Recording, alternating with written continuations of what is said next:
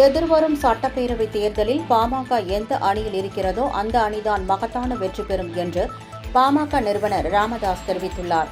மயிலாடுதுறை மாவட்டம் சீர்காழி அருகே உள்ள பூம்புகாரில் வரும் ஆகஸ்ட் மாதம் 10ஆம் தேதி வன்னியர் மகளிர் மாநாடு நடைபெறவுள்ளது. இந்நிலையில் மாநாடு நடைபெறும் இடத்தை பாமக நிறுவனர் ராமதாஸ் நேரில் பார்வையிட்டு ஆய்வு செய்தார்.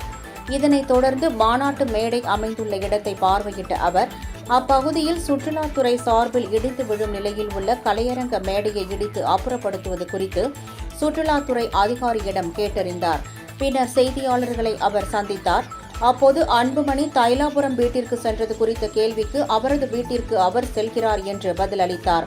பாமக இரண்டாக உள்ளதால் வாக்கு வங்கியை பாதிக்குமா என்ற கேள்விக்கு பதிலளித்த அவர் பாமக எந்த அணியில் சேருகிறதோ அந்த அணி இதுவரை இல்லாத அளவில் வெற்றி பெறும் என்றார். கட்சித் தலைவர் பதவியை நேரில் ஆணையத்தில் பதிவு செய்தீர்களா என்ற கேள்விக்கு பதிலளித்த ராமதாஸ் இனி உரிய நேரத்தில் அனைத்தும் செய்யப்படும் என்றார்.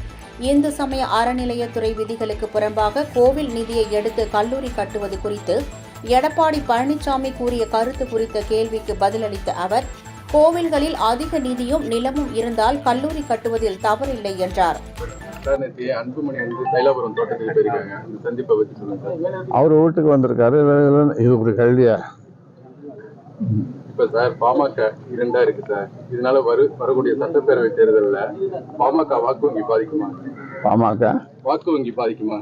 பாமக எங்கு சேருகிறதோ, எந்த அணியோடு சேருகிறதோ அந்த அணி மிகப்பெரிய வெற்றியை பெறும். அதே மாதிரி பாமக என்றும் இல்லாத அளவிற்கு, இதுவரை இல்லாத அளவிற்கு பெரிய வெற்றியை பெறும்.